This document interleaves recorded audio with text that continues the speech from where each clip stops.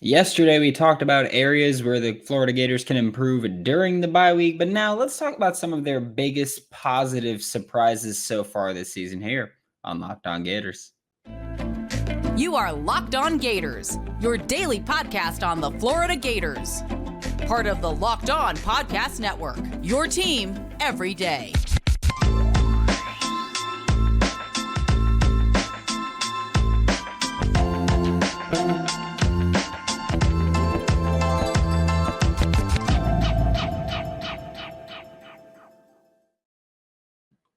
Bonjour, and welcome back to another episode of Locked On Gators, part of the Locked On Podcast Network, your team every day. Thanks for making Locked On Gators your first listen of the day. We are available daily and free wherever you listen to podcasts. Happy Thursday. I'm Brandon Olsen. Find me on Twitter at WNS_Brandon. Find all my written work with Whole Nine Sports, Giants Country, NFL 33. And today you can go to prizepicks.com/LockedOnCollege. Use code LockedOnCollege for a deposit match up to $100. And remember that PrizePicks is daily fantasy sports made easy. Today we're talking about some of the biggest positive surprises for this Florida Gators team, because there's been a lot of surprises here, whether good or bad. And yesterday we talked about where the Florida Gators can improve. Today, we're going to focus a little bit more on happy thoughts, positive things with this team. And we've got to start with Graham Mertz, because for the huge majority of his career, Graham Mertz was generally thought of as bad. The proper thought should have been he's average, and he's playing in a really bad offensive system. That should have been the thought, and that's what we talked about here, and pretty much, I think it's fair to say that a lot of Florida Gators media accepted he was average at Wisconsin. What we talked about here was that he was average at Wisconsin. He looked bad, but a lot of that was because of the offense he was in being, and I've said this little joke 1,000 times now, being a 1905 offense before the forward pass was legal. It was just bad in every way, shape, or form. And realistically, that was a 1990s offense. The big issue with that is that 1990s offense it doesn't really work in the 2020s or the late 2010s. And that's where he just looked bad, because he's not like Patrick Mahomes, where it's like, it doesn't really matter the offense he's in. He was in an offense that didn't allow him to look good. And this is something where even our Locked On Badgers host has said, hey, it's really like you've got to be incredibly gifted to look good in this Wisconsin offense under the previous regimes. Really, it's just not a place that breeds quarterback talent. And we knew he would be better, partially because, hey, he gets to work more in the pistol and the shotgun, whereas with Wisconsin, he was under center a lot. Partially because, hey, play action is going to be a part of the passing game. And at Wisconsin, considering how often they went I form or single back, and they didn't go with a play action passing game, it was criminal. It was ridiculous. And I know that I've said, hey, Graham Mertz, he's going to be better in Florida than he was at Wisconsin. I don't know how good he's going to be. And I said this yesterday or 2 days ago, where, look, I have no problem saying, I remember this offseason going, you can win games with Graham Mertz. I don't think Graham Mertz is going to go out there and win you games, though. Like, you can win with him if he just doesn't screw up, like Alex Smith with the Chiefs back 7 years ago at this point, where it's like you can win with him, but he's not going to go out there and carry your team to victory. But Graham Mertz did that against South Carolina. He's shown up when this team needed him to, and he's exceeded expectations every step of the way in Gainesville. And also, I will add, it seems like you're getting a different level of confidence from Graham Mertz compared to what we saw at Wisconsin. You're seeing the pump fake and the scramble. You're seeing him get a first down and showboat or dance or something. And you're seeing him do things you didn't see him do at Wisconsin characteristically. It's not even just, the scheme does different things. He's playing way more confident than he ever has, which that I think goes to kudos to Billy Napier for giving him that confidence. Kudos to Ryan O'Hara for giving him that confidence, because he wouldn't be that confident if he didn't know this was his team always. And I also want to talk for Graham Mertz about what he's done out of structure. So for those not familiar with that term, out of structure is when the play breaks down, when things don't go the way that you're anticipating them to go. Because that was one of my biggest points when Graham Mertz was coming from Wisconsin to Florida, was he is not good out of structure. Because he wasn't at Wisconsin. He was bad out of structure. He was very bad at Wisconsin out of structure. And he wasn't able to really extend plays with his legs the way that we've seen him do that. And that's what gives me legitimate NFL hope for him.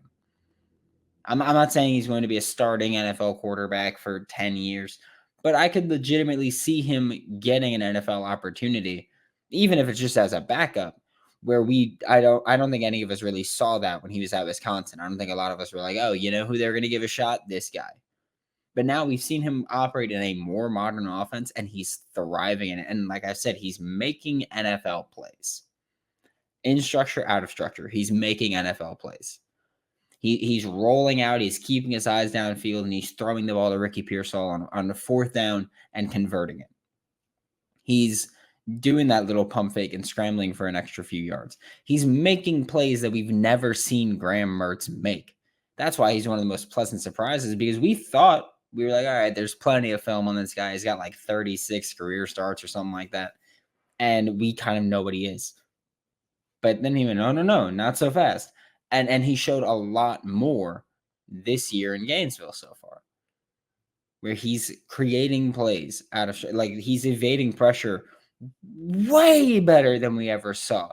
And that's the interesting part, because that's an out of structure thing, but he's doing it better than he ever did at Wisconsin. And you can argue that he had a better offensive line at Wisconsin, but he's been stepping up and he's been rolling out. He's been creating plays that are NFL plays. I forgot who he threw it to, but there was one play against Vanderbilt, I think it was. He rolled out, he ran to his left, he pointed to the receiver to get upfield, and then he threw it, like he lobbed it over a little bit. And it's those kinds of plays where that's an NFL throw. It's not an NFL throw to go, oh yeah, I could take a 3-step drop and throw the ball 35 yards down the sideline. Yeah, you have to do that in the NFL. But what makes you an NFL player at the quarterback position specifically is that you can go and make plays and extend plays and make the throw accurately. And that's where he's been really freaking good this year, especially compared to expectations. So Graham Mertz has to be the biggest surprise for this team. I don't know how you could possibly list it as anybody else, but we are about to continue looking at the offense with our next player that is, again, the biggest surprise. And it's another new, actually, I just realized all three of the players here, new additions to the program. Nobody that's been here before is on it, although you could easily make the case for guys like Jaden Hale, Scooby Williams, all of them. But before we talk about next player, Eugene Wilson III, love that freshman, today's episode of Locked On Gators is brought to you by Prize Picks. And let me tell you, Prize Picks has been the best way for me to make money playing daily fantasy sports this year. And if you've got skills and the time to do a little bit of research, you can turn $10 into $250 with a few easy taps. It's simple and easy to play with quick withdrawals too. It's what makes Prize Picks the #1 daily fantasy sports app. And again, not in the US, so not playing or can't do it in Brazil. So that's what we're doing. But last week, Zay Flowers, more than 43 receiving yards. Tua Tagovailoa, more than 275 passing yards. Cooper Kupp, more than 63 receiving yards. Gosh, it was a good time. Go to prizepicks.com/LockedOnCollege and use code LockedOnCollege for a first deposit match up to $100. Remember that Prize Picks is daily fantasy sports made easy.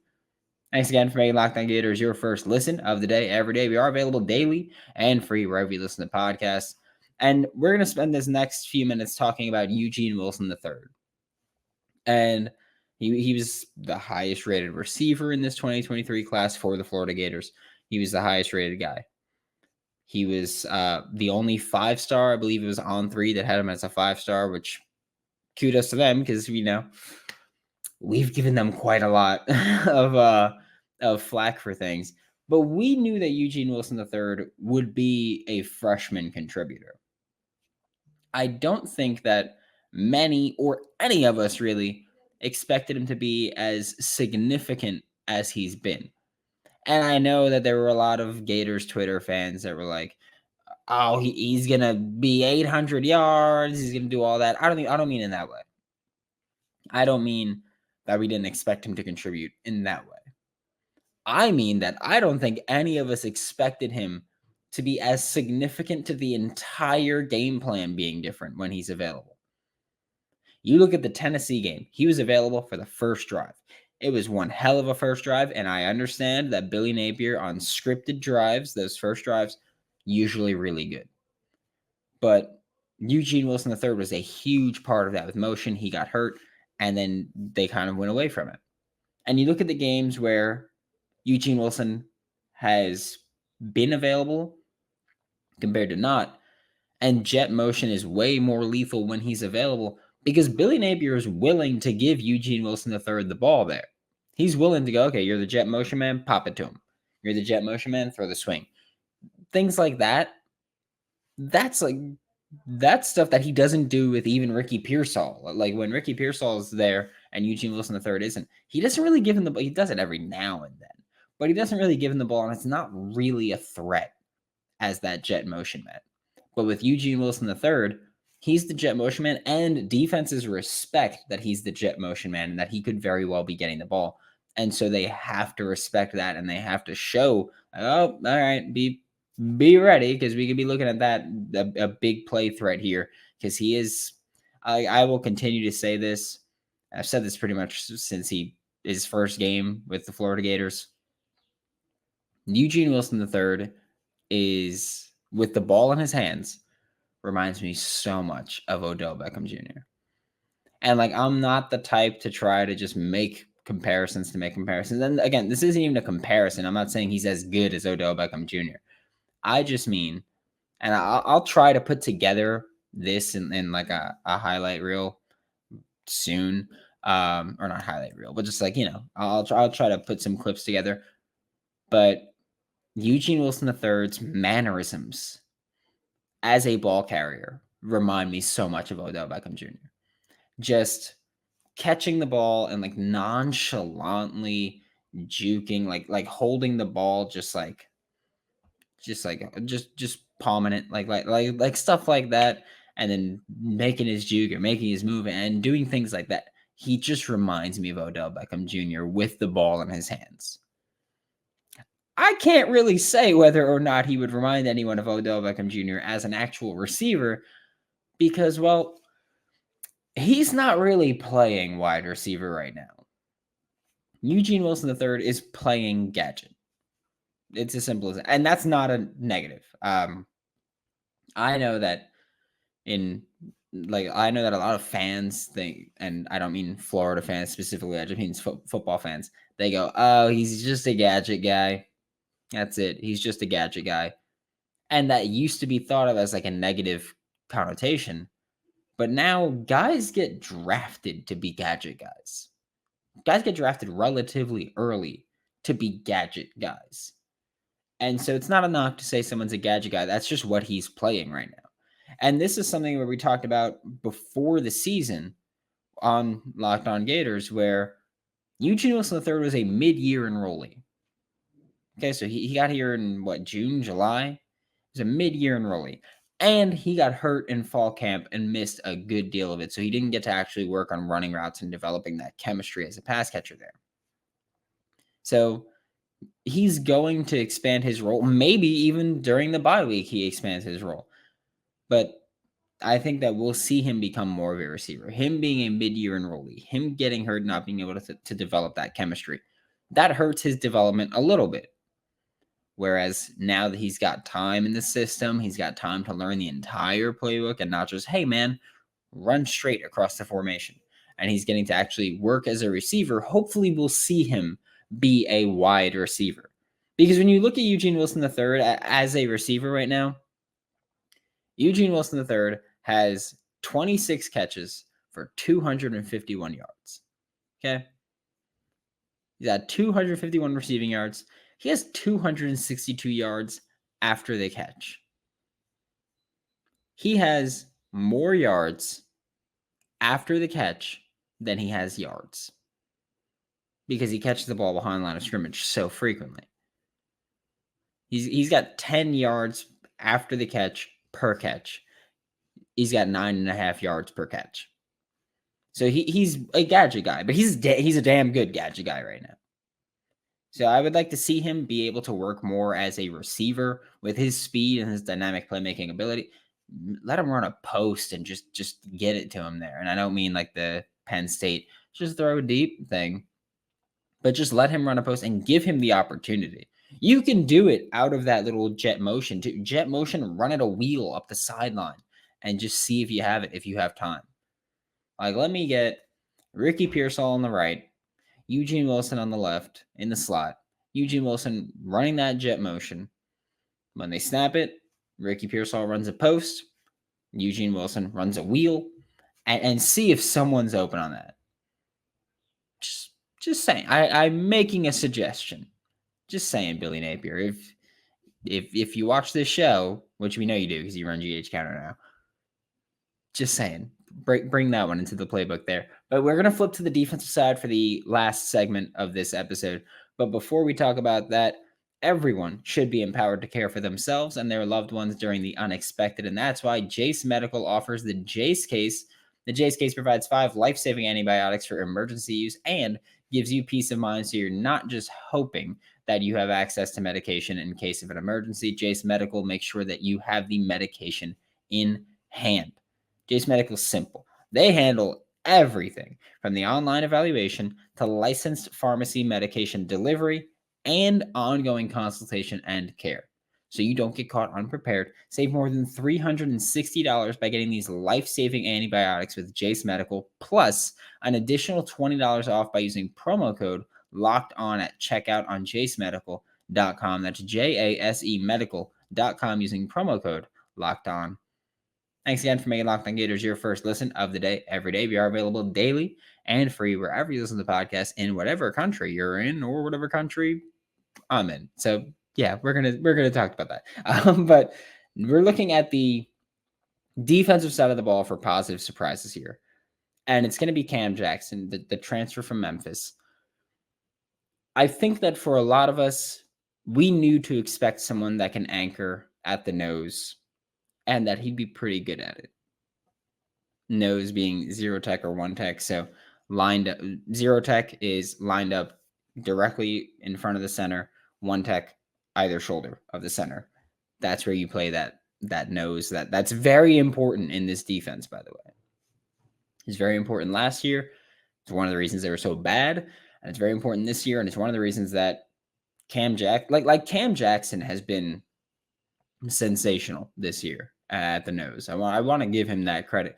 He's the reason that when you look at the Tennessee, like Florida probably loses the Tennessee game without Cam Jackson, because defensively they were able to go 5 players in the box against Tennessee, even when Tennessee had 7, and they were able to do that pretty big part because of Cam Jackson's ability to just man the middle and shut that down and occupy multiple blockers on that offensive line. So Cam Jackson, he's been a freak. He reminds me of, since we're playing the Reminds Me game, he reminds me of Snacks Harrison.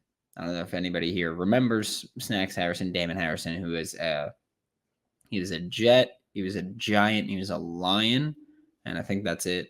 But Snacks Harrison, like, when it came time to be a pass rusher, for most of his career, Snacks Harrison was non-existent. Like, he was useless as a pass rusher. I think he had 1 solid year with the Giants, but that was an anomaly, and it never happened again, if I'm not mistaken. So just an absolute non-factor as far as being a pass rusher goes, which I did think that Cam Jackson would be a little more impactful in that area. I thought he'd be able to push the pocket a little bit more. He hasn't been able to do that. I'm not complaining too much about it, but that is one of the reasons where we go, oh, why haven't we had a lot of sacks? Even though, because I know I tweet Princely Von Mielen's pass rush win percentage every week, and I always get, how many sacks does he have? It's really hard when nobody else on the team has a pass rush win rate over 12%. Just saying. One guy cannot be the pass rush. So just saying that, but we can also celebrate individual stuff. But talking about Cam Jackson here, and Cam's been a non-factor in the pass rush game, but he's been a one-man wrecking crew against the run. That's where we're going to celebrate that. Because again, it's not surprising that he's good against the run. It's surprising that he's so damn good against the run. And I think that it's being overlooked a lot by Florida Gators. Cam Jackson is 4th in the nation in run stops with 17 run stops. A run stop is a rushing play that the offense gains 3 yards or less. Okay? And generally, offenses, especially in college, want to average like 5 yards per carry. So if you can stop that to 3 yards or less, that's pretty damn good. So Cam Jackson, 4th in the nation in run stops with 17. And even if you want to argue that that's because he plays so much against the run, he's 2nd in the country among qualifiers, so excluding guys who've played like 10 snaps. He's 2nd in the country among qualifiers in run stop percentage at 18.5%. That's not even like Princely's pass rush win rate, or you go, oh, where are the sacks? This is run stop percentage, as in what percentage he's actually making this stop against the run there, and it's going for 3 yards or less. So he's been just a dominant force against the run. And it's incredible because this defense has had their ups and downs. Their pass rush has been, I don't want to say inconsistent, because their pass rush has generated pressure consistently. It's not finishing plays. They've been generating pressure consistently. The linebacker play has been rough at times. Running wide has been a big success for opposing teams. Stuff like that. So it's not like they've been world beaters, but Cam Jackson, he's been bringing it against the run. And like, imagine how much worse this team would be if you didn't have that. Probably lose the Tennessee game, lose the Utah game by a lot more, lose the Kentucky game probably by the same amount, actually, because they did most of their damage on the outside.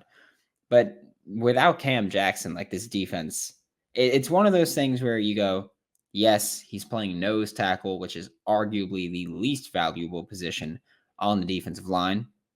I'm not even arguably. It's usually the least valuable position on the defensive line. But he's playing it at an elite level. And that's where you go, okay, like, if you can have an elite player at that position, it's huge. Like, if you have a below average player, yikes. But if you have an elite player there, it is very valuable to have one guy who can just go, yeah, no, I'm going to eat up the blocks of the center and the guard on either side of whatever the run goes. If they're going left, center and guard, demolished. If they're going right, center and right guard, demolished. Like being able to take that away is huge. Also, when we've talked about before here, when you play zone blocking teams, the best way to demolish the zone block is by having players who can two-gap it. And Cam Jackson is that kind of player that can two-gap it, as in he can take away both A-gaps, or the A-gap and the B-gap, and he can push the puck, and he can kind of push the line there and ruin the rushing lanes that you're trying to create with zone blocking. And so we can make all the jokes we want about transfer portal and evaluation with Billy Napier and the portal, but he's nailed a couple of these, and we knew high school evaluation was going to be good, but he's nailed a couple of these transfer portal acquisitions that we didn't expect to be as impactful as they've been.